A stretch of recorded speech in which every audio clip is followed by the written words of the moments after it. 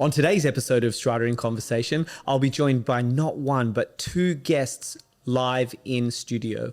If you ever wondered, where are we as an industry? Where is Strata heading in 2030? These are the guests that are here to answer that question. And this is a conversation you do not want to miss. This is Strata in Conversation. Roll the clip.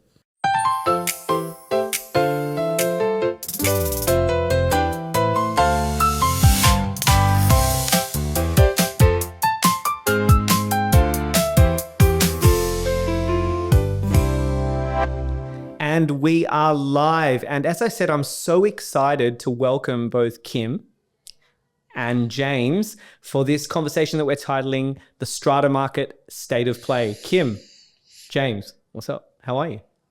I'm good. This is a little daunting. This is quite the production, Steve. No. Just a relaxed conversation between friends. But I'm actually really excited to discuss this both with you. James, how are you going? Yeah, super comfortable. Yeah. No, you're not. So you can't see this off screen, but I've got a laptop with a spreadsheet here just to make me feel a little more at home and comfortable. How cool is this setup though? It's pretty cool. It's pretty cool. So this is episode 3 of what we're calling Strata in Conversation. And we'll be doing one of these every single month with different sort of experts or technicians in each of the field to sort of uncover different issues within our industry. And thank you so much for being a part of this. But before we do that, I just want to let everyone on camera know that if you are watching right now, I think we've got over 2,000 people watching right now live, that you will be able to get your CPD points. Give us a few days to get those allocated to you, and we'll absolutely do that. And if you had any questions for them, we have someone monitoring the live chat, so we might be able to ask them, put them in the hot seat and get a few questions across to them. How do you feel about that? Being put in the hot seat. I feel good, Steve. I really like to have the spicy questions, so send them all in. I promised you, get her some questions. How do you feel? You okay with hot seat questions? Yep, let's do it. Less spicy over there? Oh, I'll take spicy. Yeah, bring it on. Nice. Medium level spice, super hot spicy. Habanero. Okay, so with that, let's go full habanero. This episode is called what? The Strata Market State of Play. What does that mean? When I say that to you, what jumps out to you? What does that mean? I think the biggest thing that it means to me, Steve, is that Strata Insurance has been like a game of fantasy football in the last 12 months. We have seen so many players come in and out. We've seen players on the bench. We've seen players change teams. And I guess what we've also seen in terms of market competition is that there's more competition across the entire Strata Insurance market than we've seen probably ever in my career. And what that means is it's kind of good for customers, because it means it doesn't matter where your building is, what characteristics that building has, that building can get multiple quotes at the moment, and prices are very competitive. You just mentioned what you've seen span across your career, and I hope you don't mind me embarrassing you a little bit, but I know that career in Strata, if I'm correct. I'm sure the good people on the line know that we know each other, and this wouldn't be the first time. Would I be correct in saying you just celebrated your 21st anniversary at CHU? Yes, I had my 21 anniversary. How do you feel? It feels like now I've actually worked here for more than half of my life. Wow. Can I embarrass you and ask? How long? Yeah. How long have you been with CHU? Just turned over 10 years. 10 years? Yeah. So He's still a new boy. By relative standards, yeah. So the reason I bring that up is because I wanted to ask you, we talked about the current state of play in the Strata market. What I want to ask you is let's track back. How do we get to where we are now? So over your career, what are some of the things that you've seen significantly change to get us where we are today? There's been a few big moves. So I think what we see in Strata Insurance in Australia is capital flowing in and out. And we also see, and we always have, Strata Insurance operates kind of separately from the normal insurance market cycle. And that means the ebbs and flows in that cycle of premiums, they don't normally directly follow what we'll see in the rest of the market. Sometimes it's behind, sometimes it's ahead. Yeah. Certainly what we've seen, some big changes in the number of competitors. So if I do indulge and go back 20 years, there were 2, which was CHU and SUU. And so that was a competitive environment. Most buildings didn't get alternate quotes every year. They all just renewed with where they were, unless they were incredibly unhappy or they had a big price jump. We fast forward to the year sort of 2012, so we're post GFC. We've had a big hardening on rates, which means they get more expensive, Steve. And what we saw then was a bunch of new capital flow into the market for Strata. Yeah. And I think at that time, we got up somewhere around 12 competitors. They were kind of weird and wonderful. It wasn't necessarily as sophisticated a market as it is today. A lot of overseas capital flowing in. But what we also saw at that time was some really unsustainable pricing. And then we know what happens. We saw that capital get pulled from the market when it didn't create a return for the insurers because it wasn't sustainable for the risk that those insurers were taking on. So where do we find ourselves in 2026? We find ourselves on the back of a very hard market. We saw a lot of capital flow in because there actually was good returns being made in strata insurance, probably for the first time in a very long time. I don't want to say necessarily how long. And what that did was that drew in capital from all over the world, but it also drew some of the big Australian insurers back into strata. And so what we see with that is right now we see competition across all parts of the market. So whether it's high hazard industrial, whether it's small residential strata, whether it's far north Queensland, Northern Territory, Northern WA, whether it's a very, very large building with a sum insured over 500 million, or perhaps a building with defects or some problematic issues, serious claims history.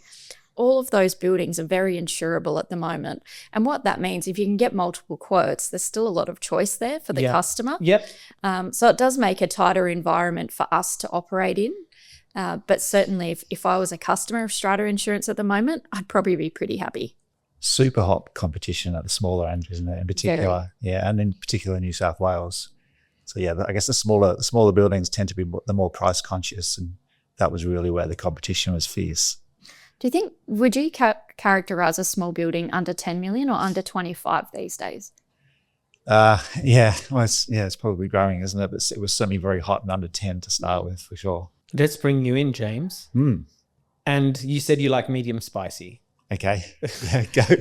Because one of the words that I've heard, or one of the hot button topics that I've heard a lot over the last 2 years has been this issue around commissions. So in your role as CFO and COO, what do you see CHU's role that will play in this whole big commissions topic that's going on? Yeah, good question. So it's a spicy topic industry-wide, for sure, and a very complex topic industry-wide. But for us, like, our role is actually quite simple in that whole topic, in that if commissions are removed, that's simply a building block in the premium that just gets taken out. Okay. So if commission's 20%, if that's removed, premium goes down by 20%. It's as simple as that.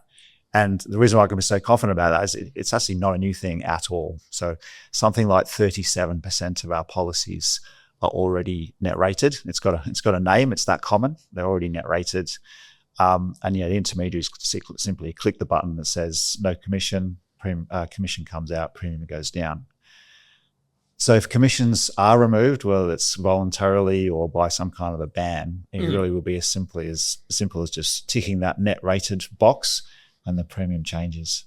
James is just sitting there with Microsoft Excel deleting a row. It's that, yeah. But there's the tax implication as well, which is a little bit of a bonus to customers if commissions are taken out, in that if a commission is taken out, and it's replaced by some kind of a dollar fee, like it can be exactly the same number. Yeah. That fee doesn't incur stamp duty or ESL, but the commission does, because that's part of the premium. So if you shift it from commission to fee, the total amount that the customer pays reduces by something like 2 to 4%, depending on which state you're in. So New South Wales are feeling the big benefit with that ESL reduction, aren't they? Big time, yeah. And what about inflation? What role does inflation play in all this, and how do you see that moving over the next 12 months? So yeah, inflation's kind of been the bad guy in the cost of living crisis, hasn't it, for a few years? So not just in Strata insurance, but across all of Australia. So inflation went a little bit crazy there for a while, a few years ago. Anyone seen a CHU presentation over the last few years has probably seen a little inflation graph that shows how CPI got to almost 8%, which by Australian standards is nosebleed kind of levels. Yeah. The RBA tries very hard to keep it around 2 or 3%, but it got up to sort of 7 or 8. That's bad for insurance. The metric that's relevant to us is inflation in the house construction inputs, which is the raw materials that go into construction. Yeah. Or the house construction outputs, which is the price that the builders and the trades charge. Inflation in those metrics translates directly to our claims cost. And they got up to sort of like 17, almost 18% to crazy levels.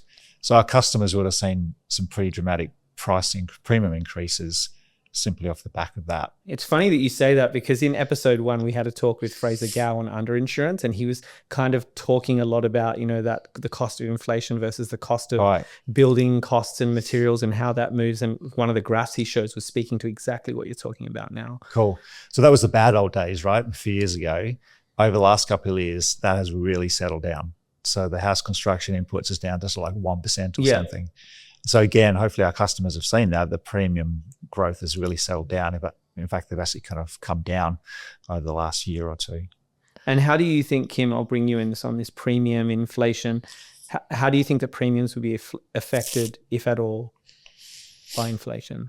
I think there's still one factor which James hasn't quite got to yet, but I'm sure he was going to, which is what happened with building sums insured over that time. And so when we saw house construction inputs going up around 18%, we really only saw building sums insured tracking around 6%. And so we saw this massive differential. We became very concerned because we were aware that there are a lot of buildings in Australia that were potentially underinsured. Yeah. What we've seen now is this catch up. As bodies corporate get valuations, what we're seeing is, whilst those construction inputs and outputs are coming down, those sums insured are still doing a catch up. And so it's gone that other way. They've actually still got a ways to go in terms of catching up to where they need to get to. But that has been a really positive message as far as knowing that people are really worried about their sums insured and they're wanting to get that correct. I guess the other thing is we have seen all of this settling down in inflation come out in lower premiums, lower premium increases for renewals. Yeah. And certainly that's a better position to be in for us because we're not having to push so hard, but also at the customer end because they're not seeing those 20% increases that they were a few years ago. We would have said a few weeks ago that the outlook for 2026 looks really good. And I think it still is. But unfortunately, one of the factors that shot inflation through the roof a few years ago was the Ukraine war and the impact that had on oil prices. So the crisis in the Middle East creates a little bit of risk around that, and the oil prices factor into all sorts of different areas of life, right? Yes. So, but I mean, so far so good. And also, like the RBA would have seen that they put interest rates up a little bit in March, which is really them just kind of tinkering with, they're seeing a little bit more inflation, so they're sort of bringing it back down again. So I still think 2026 is going to look good, isn't it? But there's that little risk factor out there that's outside of our control. Yeah, certainly that Middle East situation is something that we, since COVID, understand the direct impact of goods being able to come in and out of Australia, and those things being impacted, having a direct impact on the cost of claims and therefore the cost of insurance. And so we'll be watching that very closely this year. Yes. Yeah. Wow. So now I'm going to interject with a bit of glossary to clarify the terms, because both of you have used the term customer a couple of times now. So I just wanted to ask maybe Kim first, and I'll get your thoughts, James. When you say customer in Strata Insurance, who are you referring to? So what I would say is the customer, the end customer is always the unit owner. Okay. They're the person who pays the premium. Yep. That's who we work for. That's who we serve. Mm-hmm. there are intermediaries in the chain. So strata managers are involved in most transactions of strata insurance, and insurance brokers are involved in the lion's share of transactions of strata insurance as well. Yep. And so those intermediaries, as people who are aggregating large amounts of policies all going one place, like they really have a voice, and creating a seamless experience for them is very important, because if they're placing millions of dollars of business or hundreds of policies with us, we want that to be as easy as possible. But everything we do and everything we create is to create a good product for that end user who's the unit owner. And I understand that we have a number of, you spoke about the broker, you spoke about the strata manager, and I'm sure we have a number of those live listening to us right now. So we can only hope. Hi, everyone. Hello, everyone. James, any thoughts there on how you see the customer and how CHU's role in serving the unit owner at the end? I think Kim probably nailed that one. I think, the lot owner is the end customer, but I suppose it's also, you got to make sure you're looking after the customer that you're dealing with, whoever you're actually contacting, and that's often for us is the intermediary, isn't it? That's one of the challenges for me in coming into this industry, having had no experience with strata industry before. I remember sitting in your office and you explaining to me the chain of different, stakeholders that we have. And I was like, oh my God, there's so many different people that we sort of interact with on a daily basis. And then I remember saying to you, I was like, sometimes we don't even get a chance to speak to Mr. and Mrs. Smith in the apartment. We're relying on dealing with all of these other players in the game to help us achieve what we want to do and make their lives so much easier from being like that third party removed. But you mentioned one of them being the strata manager. How has that changed or evolved over time, and what significant role do you see them playing in this chain of events? I think certainly when you look at strata and look at strata insurance, there's a red thread that runs through everything. Yep. Okay, so we've just been talking about the macroeconomic environment and global politics. Yeah. And now we're back talking about strata managers who 20 years ago were working from their kitchen tables, many of them. So there were many smaller players back then, and the role that they played was far more administrative. So it was closer to being a bookkeeper back in those days. So people who did the P&Ls, the accounts, they managed all the meetings and made sure agendas got out on time and minutes got out on time and proxy votes came in on time. So they basically did the compliance, they did the administration. These days, it's a whole service. So in 20 years, all that they've done is add services and services and services in to what it is that they do. Insurance used to be a matter of paying a bill in amongst all other bills. Now it's, going out, seeking 3 quotes, getting defects reports, following up on defect works and remediations. It's fire servicing. It's, you name it. The insurance role of a strata manager has grown, but every other part of their role has grown as well. Insurance is only really a very small part, but it can be high profile and sometimes too high profile. But what I would also say is over that period where their services have done nothing but increase, their fee structures really haven't followed, and they certainly haven't followed suit with all the additional services that they now provide as an industry.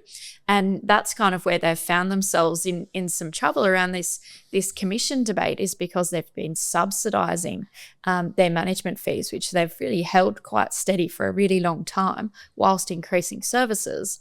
They've subsidised that with insurance commission. Yeah. And now they're having this need to find another way. So how do you see that playing out, like sort of short to medium term? Where do you see the trend line moving for that? So I think James has probably got some good actual numbers on that. But I think from an industry perspective, we're hearing more and more managers of different sizes offering up options. So they might not be saying, we don't take commission anymore. But what they might say is, if you allow us to take commission, this will be your management fee structure. This is how we will earn. And if you don't want us to take commission, this is our fee for service structure plus our management fee structure, and this is how we will earn. And so there's more strata managers offering that choice. And so they're not all doing the same thing. And But what we are seeing is all sizes of strata management businesses, from the very, very small ones to the very, very large ones, trying different things. So they're at different levels of maturity about their offering, but certainly everyone's looking at it now. And the reason that they're looking at it now is because we're awaiting that New South Wales Productivity Commission report into strata insurance.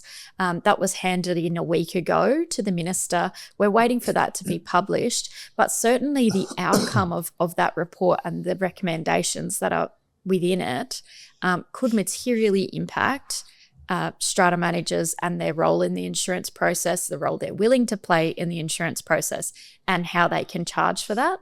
And so it's great to see everyone trying all different things, because maybe towards the end of this year, there could be a requirement. What do you think? Yeah, so we've certainly seen more and more net rating in the past, if that's the trend you're talking about. Yeah. So it's sort of grown from 20-odd% to 37% last year. So certainly intermediaries are trying different ways. And I think within that 37%, 5% is not all the way down to zero. So there's a few kind of areas where they're just reducing commission and sort of doing a bit of a hybrid approach. I just want to take a pause here to ask that, just a reminder to everyone watching right now, if you did have any questions, and make them as spicy as you like, we've got them here in the hot seat. You can throw those in the chat. We'll have someone in the chat answering those, or we might even take an opportunity to ask them live to Kim and James here. And with that, I just want to make a pivot, because I know another issue that everyone's talking about is the whole issue around climate change and how that may affect certain industries. So I think maybe I'll go to you, James, first around climate change, and what are your thoughts, and how have we seen this impact the strata industry, and maybe specifically CHU, anything we're doing to sort of address that? Sure. I mean, it's been a big issue for all property insurance over the last few years, and will be for many years to come. So you can definitely, if you were to take all the insurance events over the last 50 years and you put them on a graph and you bring them all to current dollar terms, and it's all like for like, you see a bunch of spikes for big random events like Cyclone Tracy or the Newcastle earthquake. But what you also see is over the last kind of 10, 15 years, this big wad of medium-sized events. Like, we have medium-sized natural peril events every year, don't we? So it seems anyway. So what we've seen in insurance and actuarial world is the CAT models sort of scrambling to update to what this new world looks like of increased CAT frequency. And we talked about inflation before, but this is another factor that caused premium rates to increase in all sort of forms of property insurance, definitely including strata, where the CAT models were saying, well, actually the frequency of a storm is much more frequent, more often, and the frequency of these medium-sized events is a lot. When you say medium-sized event, what do you actually? I know Cyclone Tracy is considered, catastrophic event. So when you say medium, what do you mean? So like hailstorms, the hailstorms in sort of southern Queensland at the end of last year, I'd call that a medium-sized event. They certainly weren't medium-sized stones, were they? They're absolutely freaking massive. But do you guys remember the one that happened in, I think, was it like 2004 or something in Sydney? Yeah. So I was caught in that. Oh, yeah? I was driving through that, and my car was like driving across 4 lanes of traffic. Yeah, right. Super scared. It was a medium-sized event for me. No. That was a pretty big event. Well, that's the thing with insurance claims, though. Like, it doesn't matter if it's a catastrophic event and a lot of people are impacted. There's always that person who has water coming through their own roof 100%. Or their own roof missing. They're not triaging against other neighbours and what's going on in everyone else's house like insurers are. Yeah. But they're looking up and saying, who's going to come and fix my roof? Oh, 100. Well, I remember that was like way before I knew even how to spell insurance. That's like a long, long time ago. But I remember, as a young kid hearing on the news, like all of this damage to roofed tiles that were happening on buildings and how long it was going to take so many different builders years to like fix all of the damage that was done. I think it was 2004. I actually forget the year, but it is one of the big four. I remember 1999 was a very big hail, but I think you're far too young to have been driving around in a car then. Yeah. Tracy, Newcastle earthquake, that hail event. That was crazy. Yeah. Are the big three. That would be classed as like medium? No, that's a big spike. Yeah. One thing that was just coming to mind when you were talking about medium events and the increased frequency and severity and actuaries scrambling with models is something I've learned from you in the last few years, that when we're trying to price insurance, we're never trying to get back money that we paid last year or the year before. Yeah. We're just trying to predict how much it is that claims are going to cost us this year and what will be the premium required to cover those claims. Which is why it's so hard. It'll be so easy just to try and recover last like year's proper losses. crystal ball stuff. It is predicting the future. Yeah. It's like betting on the football on the weekend. It's the same thing. Are you a fan of astrology at all? Do you like the film Moneyball? Oh, Yes. yeah. Adapt or die, Steve. I feel like this is It's I great. feel like we're talking about great this. movie. Great movie. That is one of my favorite movies. And like when I was listening to the cat modeling prediction project that we were blessed enough to listen to at the end of last year, that's exactly what I was thinking. I was like, I can't believe they're talking about these weather events from like a predictability, and this is how we'll counteract that, and this is what we think will happen. Yep. It's like so fascinating. I loved it. I loved it so much. And that's the thing. We're not just looking at the weather. They're also now looking at what the building does under that weather at that particular address, what the From many temperature is different people. 6 kilometres above the earth, Yeah. and then whether that individual building can hold water, can take wind. Yeah. It's absolute science with a little bit of art mixed in, I think. Yeah. Anyway, the good news, like Yeah. the inflation story, there has been good news recently in that whilst those cat modelling were scrambling to update to the increased frequency, I think some of them kind of overshot a little bit. So what we've seen in the more recent updates is it's actually come down. So our customers should be feeling that too, and that premiums are coming down because of that. Yeah, there was some built-in pessimism. Yeah.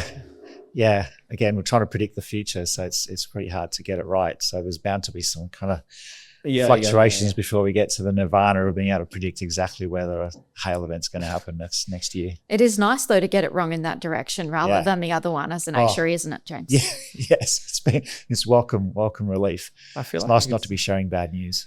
If I could just sit here and let the two of you talk and get like a 30 plus year education on the Strata insurance. So I'm sure everyone logging on is really appreciating this as much as I am.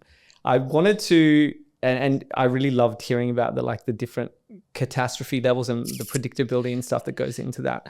What I want to let you guys know is the next episode that we have coming up is with two incredible gentlemen. Who is it? Steve Chupak and Frank Scamacha. My goodness, tune in, everyone. They'll be talking It'll be about a wild ride. It will be a wild ride. And the reason I bring that up is because I want to ask you something that I'll be discussing with them, which is around complex risk. I've heard complex risk thrown around that term, I think I'm starting to learn. I think you'd be proud of me. I am starting to learn my You've Strata become far more insurance. insurance-y, Steve. Yeah, a lot more of the terms that I did 5 years ago when I walked into your office and met you for the first time. And one of those is complex risk. So, and I know, stop me, interrupt me if I'm wrong, that one of those complex risks is around like tobacconists shops that sell cigarettes and stuff. And I wanted to get the two people at the helm. I wanted to get your thoughts around this that has currently been, going on, or maybe in the media, or why it's a complex risk and what CHU has done to respond to this. Who wants to take? First of all, let me ask you, what's the level of spiciness on that question? Oh, that's full on like Ghost Reaper, Habanero. I feel like we should have what's that? Triple show? X. Yes. Hot Wings? Yeah. Yeah. So you're saying that's okay, all right. Well, then I don't know if that's a good thing or bad thing. You'll let me know after the podcast is done. But who are we going to first? Shall I have a crack? There you go. Go for it. Talk to me. Yeah, so the technical actuarial answer. So tobacconists is a prime example of a hard to place risk, which like these kind of scenarios are going to come up, regularly in future. Okay. Where you get a type of risk that just from the outset seems uninsurable, as in you just can't charge enough premium to cover the risk. These places are getting ram raided and set on fire, and the cost of those claims is quite large. Like a fire claim is kind of your biggest type of claim. Yep. So you just can't charge enough premium to cover that risk. So the insurance industry's kind of knee-jerk reaction to that sort of scenario is bang, just decline them. Decline it. Yeah. We can't do this. But that's just the short-term reaction. The longer-term reaction is then insurers coming up with solutions to manage that risk and actually create an insurance product that can work, which is where Flex Complex comes in. Yeah, I think the only thing I would add to that, so Strata Insurance mostly is pre-vanilla. And so then when you start to see buildings, strata title buildings, which can be residential as well, be firebombed, have the same unit firebombed multiple times. You know, we're talking Molotov cocktails. We're talking about loss adjusters not being physically safe on site because of the people who are around. Like, this is creating a part of the industry or a part of a risk that isn't acceptable. It's not acceptable as an employer, but it's also not acceptable to try and deploy someone else's capital, which in an underwriting agency world, we're always dealing with other people's money. Yes. We have no right to be dealing with in other people's money in a risk that we don't know how likely it is, but we know a lot of them happen in the last few years, and there were hundreds of attacks. And so when something becomes suddenly not vanilla, that instinct is to retract. But then what comes in is, hang on a minute, we've got a bunch of really clever underwriting minds. There's actuarial world, but then there's also underwriting world, which is how can we make this an insurable risk? And so that's where the people kind of come back into it. And you say, right, we can do loadings applicable to a particular hazard. We can do targeted excesses. We can do special endorsement wordings. And they're all things which in strata insurance we don't love to play around with, because for the most part our customers are mums and dads. And so we don't want to create an overly complicated product, and we don't want to create a product that people can't understand easily or have unfair terms and conditions. And so that's why vanilla world just retracts, because we don't have those levers available to us. But then if you go over into a complex risks environment where all of these new levers are available to you, it's absolutely insurable, but there are premiums and terms and conditions that apply. But it's very bespoke underwriting, and it's that highest caliber sort of person in the underwriting team who'll be touching things like that. Did you just in that answer give Steve Chupak a compliment calling him a clever underwriting mind? I assume there's heavy editing available in this podcast today. We can just get rid of it. He'll be in this seat in less than a month, and I'll let him know you said that about him. Yeah, okay, I feel you can. very uncomfortable. I'm going to need a shower after this. Yeah. Hey, he's listening. Hey, Steve. Hey, Hi, Steve. That sounds very Moneyball and very complex, and all the different levers that have to be applied and all of those minds at work. I can tell you, even before I joined the insurance industry, there is one word that I did know, and that's because me as a customer for my car insurance, I had to pay it, and that is, you've said it a number of times, premiums. You know, like I knew that I'd get my letter once a year and I'd have to pay that amount on thing, and then if I had a crash, I've sent it somewhere and my car would be fixed, and I knew that word was a premium. So now I'm going over, and hopefully I'm really excited for this answer. And I hope we go full Moneyball, go full Jonah Hill on me here right now. What, as an actuary, what factors go into creating that premium? Oh, look at him. Okay. Here we go. Honestly, if I had some popcorn, I'd be grabbing it right now. Right here. Go. The premium is built up of a bunch of building blocks, right? So we're at a point now, like back in the day, premiums used to be one chunk. It used to be like a percentage of sum insured, and it's just the same across all states. Okay. Then it's just got more and more refined over time. So where we're at the moment is the premium is built up of a bunch of building blocks which represent each peril. So you'll have like a water damage block, fire, impact, liability, that sort of thing. So each premium block, particularly those ones, are heavily influenced by the inflation that we talked about earlier on, and that those are perils that happen relatively regularly. So yeah, as inflation goes up, it really impacts those ones. The less frequent ones are the cat perils, which you've also touched on. And in the same way that they built up from blocks. So we'll have a cyclone block, a bushfire block, a flood block, and so on. And we've talked about that, how they've changed quite a bit over the last few years. Mm-hmm. Another block which we haven't touched on is the reinsurance cost. Now, each insurer, I should explain what reinsurance is, shouldn't I? Please. Yeah. So reinsurance is insurance of insurance companies. So no insurance company in Australia is big and ugly enough to be able to handle a big event on their own. They just don't have enough capital. Okay. And they actually have to be able to, which is another thing. Yes. Yeah. APRA says you have to. So if you can't, then you've got to buy insurance yourself. And so that insurance comes from reinsurers, which are these massive multinational companies based in Germany or Switzerland or US. Yeah. And their job is to kind of pick up kind of reinsurance all over the world and try and get a nice diversified portfolio so that if one country explodes and another one doesn't, and they kind of balance it out. So reinsurance costs, at the same time as inflation was going up and cat models were going up, reinsurance costs were going up. Okay. That's partly to do with just the capital that was in the whole reinsurance market across the world, but it's also partly to do with Australia just kind of being an unattractive risk. We Had kind those 2019 bushfires. That Yeah. wasn't a great look. we were half of the country was on fire one year, and then a year later or 2 years later it was underwater with the floods. Yeah. So capital just flooded out of Australia, and it's really hard to get reinsurance. Reinsurance cost goes up, and that premium block grew for all property insurance. As with the other two topics we've been talking about, the recent times have been much rosier. We've had one of the best reinsurance negotiations of all time in January. So that reinsurance premium block really shrunk. Again, customers should be seeing that in their premium reductions. So I just want to break the conversation and just address the camera directly. This is just a sort of, what do you call it? A sneak peek into the psyche of James Makin. Yeah, that's actually not something that he prepared for. He just talks like this, given any opportunity. And how do I know this?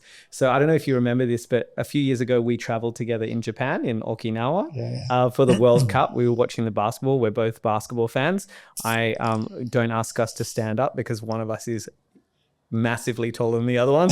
But on one of those trips, or one of the long car trips in Japan, instead of talking about the updates in score, James was giving me an education on insurance and talking No about way. the different building blocks. So it isn't, you can tell it's an absolute passion for you. And I love how you go full Moneyball all the time. I don't remember that. There you go. Why you're sitting in that chair, 100%. Would you agree? I actually didn't know that you two actually saw each other in Japan. I knew you were there at the same time, but I didn't know you crossed paths. We actually ran finished into up. some celebrities, didn't we? We did. We actually finished up watching most of the games together because it was right. just, yeah. We ran into Luka Doncic. Yeah. Do you know who Luka Doncic is? I do not. He is arguably the best player in the world at the moment. Comes out of a country called Slovenia. Plays heard for of the it. Los Angeles Lakers. Mm-hmm. And I'm sorry. I'm sorry that I don't know, but I don't. And if I can just bring us back in, which I didn't think it was going to be me who did this. We haven't got to the impact of taxes and charges on the insurance premium plus the commission portion and expenses, which I feel if we were talking about building blocks, where we should try and get to all of them. Yeah, I mean, they're all proportional, right? So the taxes in particular are proportional. So whatever happens to those other premium blocks, the taxes will follow and just kind of exaggerate it in a way. But yeah, ESL in New South Wales is the most uncomfortable one, isn't it? I think It is because New South Wales is now an outlier. Yeah. Every other state has found an answer for it. New South Wales nearly did a few years ago under Gladys Berejiklian, and it's just hanging. It's kind of like an open wound for a lot of people in insurance. So it's back on the agenda with Chris Minns, I've noticed. I'm not sure we've got a time frame, but that in terms of premium relief and things we can do to help customers with the affordability of their insurance, attacking that ESL, which only New South Wales customers pay, would actually make a massive difference. time to ask a question on behalf of all the people watching now. And that is, and again, if I put you in the hot seat, on behalf of all the lot owners or the people that represent and work with, as you had mentioned, the end customer that are living in the units that we're trying to protect, Given all of the history and the building blocks that you just spoken about, what factors could be introduced or explored to put more pressure or downward pressure that would sort of result in lower premiums That for was a good segue, Steve. for the end user? I'm asking on behalf of the guy that got the yearly premium or whatever. So, what is CHU doing? What could we look at? What is currently being investigated? Who wants to take it? Do you feel like you, as a person who buys insurance, can do anything to affect your insurance premium? Or does it happen to you? I think that there are probably some things that I could do. I think there are. I think I'm thinking about it deeply, but I think in short, I think there are things that I could do, whether it be health insurance or car insurance or strata insurance. I think there are things that I could do to make my premium lower. There's not a lot you can do about the frequency side of things, like the probability of a flood hitting you. There's not a lot you can do about, but you can do a lot about how resilient your building is to that event, which is the other part of the maths. Okay. Yeah. So you can't affect the weather as a customer. No, definitely as much not. as you'd like to. And I'm sure if anyone could, it would be you, Steve. 100%. But so what people can do is they can affect how their building stands up to weather. And if they're taking steps to address issues in their building or potential issues that may arise in their building, to make sure that when we get wind-driven rain, it doesn't enter the building. Those things can actually have a material impact on the price of insurance. And as a practical example of that, this is something that a committee would work with a strata manager or get advice on how to make those changes and make the buildings more healthy. As you said, I loved how you referred to it as healthy building or more resilient to these types of events or instances. Is that where I'd seek some guidance on what is my current building health and how do I increase that? Yeah, so I think that's what the clever people at CHU, the maths department, dean of the maths department over here, what we're sort of looking at is what is it that people can do? What practical information can we give people to say, if you do this, it actually affects how your building stands up. And if you can affect how your building stands up to an event, you can affect your own premium. Yeah, so we've got a big project on this year to really take our rating to the next level in that regard. So it's kind of looking at two different areas. One is there's sort of factual information about a building that helps to give us helps to price the risk. Things like pitch of the roof and tree overhang, things that we know about the building. There's all sorts of data sets out there that we're exploring. We've bought a couple of them. We'll start to factor those into rating and try and reflect, I guess, the better versus the worse and an average risk. The whole game of insurance pricing is about trying to recognize risk better than everyone else. If you can recognize the good risks better and win all of those, you win the game. Moneyball. I'm geeking out here. Don't stop talking. We're very happy to write the poorer risks as well, as long as it's at the right price. But yeah, that's the game. So anything we can do to differentiate between the risks, then that's good for us. Is it fair to say that you're a competitive person, James? I do quite like to win. Yep. Do you like to have the best pick? Yeah. So there's a lot of investigation going into data sets that we've already got our hands on and the extent to which they could influence pricing. There's another kind of magic area called behavioral rating, which is stuff that it's quite subjective. It's been pretty hard to quantify in the past, but it's just kind of this sort of sentiment of how well people look after their building, how much they care about their building. And that definitely has an impact on resilience. So there's no metric for that, but there's information that we're kind of looking into that might be indicators of that. So when James is talking about data and getting data, that the amount of work that has been done on curation of data, he should actually be able to have a show that people pay a ticket price I'm in. to go to, because there's so many vendors. There's been so much evaluation of what different vendors can provide, and the quality of that data. It's been an unbelievable and a massive piece of work for the actuarial team and the data team who've been involved in it. We got a sneak peek of that late last year on one of the amazing projects I think you're referring to, and that is what really spoke to me around, oh my God, we can really make an impact and like look at the insights. And as you mentioned, I love how you gave those examples of like overhanging trees or pitch on the roof and how that impacts and what people can do. I think that's so exciting. And the other thing, speaking to your competitive streak that Kim just spoke to, is we want to do this because we want to give the most competitive premiums. We want to do the best thing by the people living in each of the units inside the building. Yeah. So then let me come to you. Competition, and you spoke about this in your opening remarks about competition. How do you think that the competition in the strata industry will affect CHU, and how are we welcoming that in this new sort of era of strata? I know you spoke about, a lifetime ago there were two, and now we're in a different place. So a lifetime ago there were two, but if we go back 3 years, there were many buildings who could only get one quote, and it was a CHU quote. Yeah. And that actually didn't play out great for us, because then people were saying, I've only been able to get one quote, and it was very high. Well, It's always going to be high if it's compared to nothing else. And so it is good to have a check quote, a measure, so people feel like they have a choice.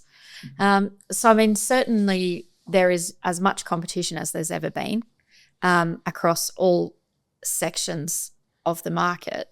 But what I would say is the sophistication in pricing that we're seeing, and just what you can get, the data that's available, if you're willing to go to the effort, means that I don't think we should return to a 2012 where we had people just putting in stupid prices to the market that weren't sustainable for insurers, and they lost their capital providers. So I don't think we're going to see that same amount of churn out of this new competitive environment. Yeah. I mean, certainly there will be some, because the nature of strata insurance is it becomes the flavor of the month, and then it doesn't, with capital providers. Yeah.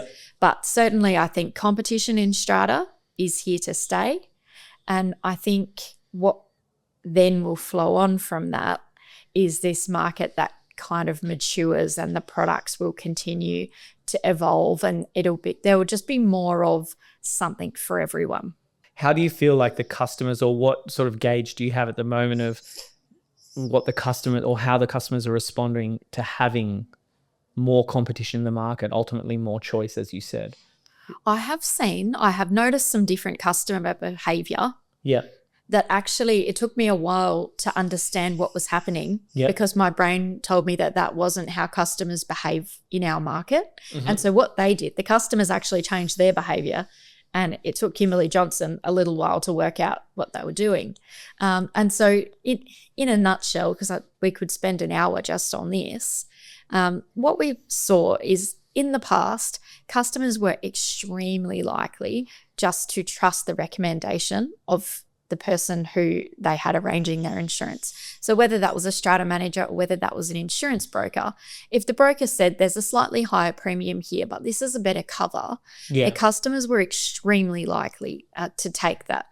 And they certainly, most strata groups wouldn't challenge a recommendation, because no one wanted to be the person who opted for less cover, and then, there was a claim that wasn't payable or whatever else.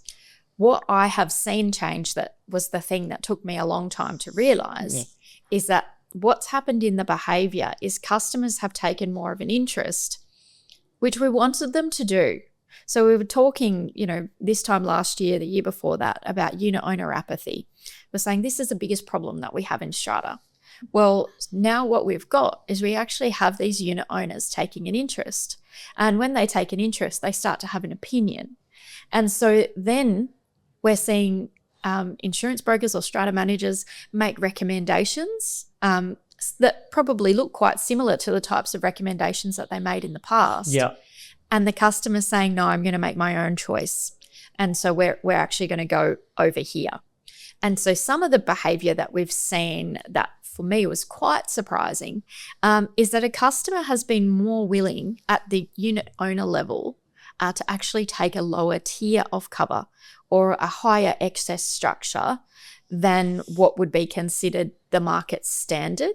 And so we've spent all these years creating higher and higher and higher products and broader cover that all comes with a cost. So we put all this cost into the product by trying to build out the benefits. And the customers over here are saying, kind of just want to be covered for the main things. Yeah. And at the moment, cost of living for me in my unit, as it is for everyone else in Australia, is top of mind in my household. And I'm willing to forgo a few things that I think are less likely to happen to get that material premium change. Yeah. And so that's a piece of customer behavior. So people walking with their own feet to a lower level of cover. But the other thing is that not the willingness not to take a recommendation. And so those two things together have created a kind of a monumental shift in where Strata Insurance is placed and how it's placed. And when you say them, I love how you talk about them walking with their own 2 feet to their own sort of and eyes open, that's what I would say, because the brokers are putting all the information in front of them. And so they're making these informed decisions that are actually different from what the broker's suggesting that they should do. And I'm not saying it's right or wrong. It's just a different set of behavior that we need to take into account with our product design. Let's talk about the broker, because you just brought them up and them making those informed recommendations to customers. And I want to direct this directly at you, James. Yeah. Is there anything that you and your team are currently doing to make processes or life easier for the broker in their sort of recommendations, their discussions with the end user? Is there anything, maybe that's a bit of a spoiler alert? Maybe a little bit of a spoiler, but it's, there's plenty happening in that space. So last year, I think we had, was it 27 projects internally? Only 27? Yeah, which we thought was crazy when we first started. We thought that was a lot at the beginning of 2025. We pretty much got there though, didn't we? We did. And a big chunk of those was kind of like Kim was saying, we like product expansions, product additions, new products, flex and plex. This year we've got, I think, is it 31 or something? 31. Just insane. We're ambitious people. Yeah. But there's a common theme in those, which is more around efficiency, isn't it? That's probably the bigger play, which is not just internally, but also how we interact with our customers in the most efficient possible way. So we're looking at as much automation as we can. We're looking at AI. When I say AI, that doesn't mean we're going to have robots answering the phones or anything like that. We're looking at ways that we can use AI to help our humans to get to a response quicker. Okay. So summarize big reports, or summarize a full claims history, and just help that human get to the answer much quicker. Yep. So this is all underway at CHU, sort of exploring that, a peek behind the CHU. Yeah, the wheels are turning. Yeah, it's all happening. So I think, like the key themes that we're kind of looking at is we need to be able to create more scalability in our business. So we've been providing 220,000 new business quotes. There's no reason to consider that number will ever go down, but we need to become more efficient. We can't spend a huge amount of time on quotes that we might not win. Yeah. But also we need to get that quote to market very, very quickly. Yeah. So there's one hand, we don't want to spend too much time on it. But the other hand is if we do spend too much time on it, we're less likely to win it. And so we need to get those quotes in the market really quickly. Yeah. And then the flip side of that, so that's the benefit to us. The flip side of that is brokers have zero time. Strata Insurance, they're not getting one quote, they're not getting 2 quotes. They're not even getting the minimum 3 quotes. In most cases, they're getting 5 or more quotes, most of which are through fairly manual means. And so we need to be the most efficient. We need to make sure that our quote's always there first. Yeah. So it's not us they're hanging on. And we never want to be the party that misses the boat because we put our quote in too late. And so that efficiency it helps us, but certainly the goal of all of that efficiency is actually to make it easier and more streamlined for the brokers. Sounds like a really ambitious time. Did you say 31 projects? Yeah. Well, so We'll see how we go. I feel very comfortable just saying that out loud. I don't know if I can be around in 2027. It just keeps climbing. So, Well, you survived the 27 projects, Steve. What's 4 more? that's true. Let's stay with the brokers. And I want to ask you, if you could speak to all of the brokers, I'm sure many of whom are watching this stream right now, where do you see an opportunity for brokers to grow their business, giving all of the things that you've talked about this morning, and the exciting projects and the innovations and the things that we're trying to do and take the industry? Where do you see that opportunity for brokers to sort of grow their businesses? I think it's a really exciting time for brokers at the moment. What I see is that all the advantages that AI gives to us are absolutely powerful for insurance brokers to compete on any level. And so what I'm saying is that the tools that are now available to people make a suburban insurance broker competitive with an international for business, which in the past that may not have been the case for them to be able to contest the same pieces of business. I see that there is still low-hanging fruit. And when I say that, what I mean is I see that there's still bodies corporate who are looking for personalised advice. Insurance brokers are the only parties in the industry who use a personal advice authority, but they don't use it particularly often in Strata insurance. So they're mainly saving that for SME world. And so what we're getting is a lot of general advice in Strata. And so the opportunity I see is to combine the efficiencies that we're getting through AI and automation with all the data that we now hold about our customers to create personalized advice on a broader scale. And I think the party that gets there first will win.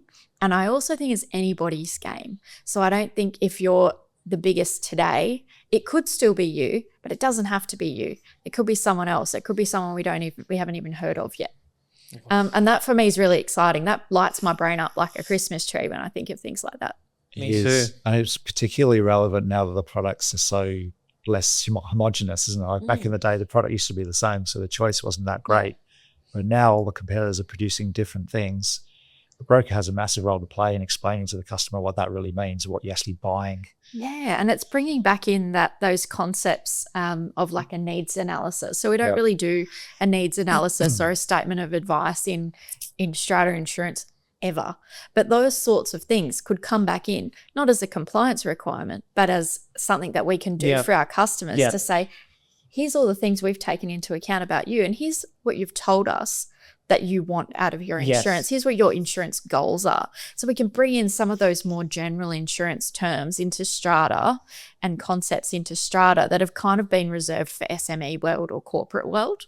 That sounds really exciting. I'll be very honest, like, again, as sitting here as just the person who's facilitating this conversation, that actually sounds like a lot of opportunity and exciting time for brokers specifically if they latch on to that advice. What I want to do is ask one more, perhaps two, pending on time. I don't know. I know you both have to rush. You're both busy people.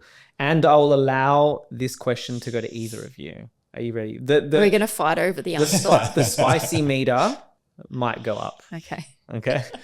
So you spoke about earlier about, you can't control the weather. We're doing a lot with predictions. So what I'm asking you both to do is put on your prediction hat. And what is one out there prediction that you see for the industry in the next 12 months? I'm not sure it's out there, so you might be able to improve on this. But I think we've seen a pretty wild ride for prices over the last few years, which you've alluded to. Yeah. So the price, because they were quite so different between competitors, the price kind of really mattered in the decision as to which insurer to go with. I feel like things have already started to settle down, and they should continue to settle down. So the difference in prices shouldn't be as great between competitors. Yeah. So then the decision swings more towards what are you getting for your money? The value for money is reliability come claims time, that sort of thing. Yeah, we probably haven't talked enough about, the actual impact of claims service on how people feel about insurance.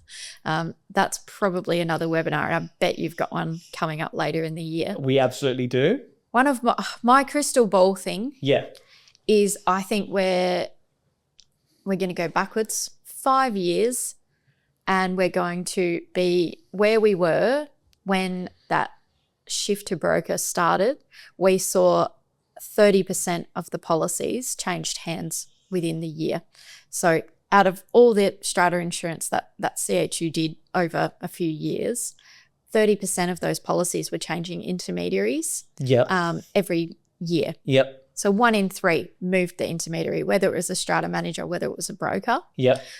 What I see for 2026 is we're going back into that world of we're going back, we're reviewing our strata manager because we're more engaged.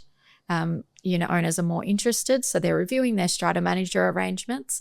And I think they'll also be reviewing their insurance broking arrangements as well. And it's not necessarily from a place of dissatisfaction. It's more from a place of engagement and I'm interested. And this is the first time since I've been a unit owner that this stuff has come up for renewal and I knew what it was about and I had any level of interest in where that contract goes next year. So I think what we'll see is more policy transfers. More policy What do you think? Agree? It's probably not incredibly exciting, but yeah, no, I think that's true. Yeah, that's what the crystal ball is. It doesn't have to be super exciting or spicy. If this is where we're going, we've got I don't know how many people locked on live wanting to know your opinions, and with that, I'm not sure where else we can go. I think we've covered so many things this morning. I think I've certainly got such an education from listening. I'm really excited to hear about, I know that I'll be involved in some of those projects and 31 is a lot. I don't know if I'll survive till the end of 2026, but hopefully we can see you. Would you guys be interested in coming back for another chat probably at the end of the year to see if those crystal balls were true? Can I get you guys back? Certainly if they are true, we'll be back in a flash. If it's wrong, we might have to postpone it till 2027. And any messages for our next ep with the incomparable Steve Chupak and Frank Scamacho, who will be here to discuss complex risks? I would just say my advice would be tune in because Steve Chupak doesn't do things like this very often. Yep. That man is a wealth of knowledge, and the combination of him and Frank is going to be entertaining, but I think it'll be very educational, and I don't think there'll be anyone who's on this call today who won't have something to learn from that webinar. I think the term used was clever underwriting mind to refer to artists. Would you call them artists? Sandwich artists, underwriting artists. James, how did you feel about today's conversation? It was good. That was good fun. Yeah, I'm really looking to have you back at the end of the year where we can sort of wrap up 2026, see if what you said played out, see who got more correct. But I just wanted to say thank you so much for your time. I know both of you are incredibly busy. I enjoy every discussion that we have. And I think today more so for, so many people on the line today really benefited from hearing that. So thanks so much. Thanks, Kim. Thanks, James. Really appreciate you both. And to everyone on the call, thank you. Thanks for taking the time out of your day for joining us for this episode of Strata in Conversation. A reminder that we'll be back next month to discuss complex risk with two our people, Steve Chupak and Frank Scamacho. If there's anything or any other questions that you had, just make sure that you email us at marketing@chu.com.au and we'll assist you with your CPD points. We'll assist you with any questions and we'll try and point you in the right direction. But for now, thanks again. This is Strata Conversation. We'll see you next time.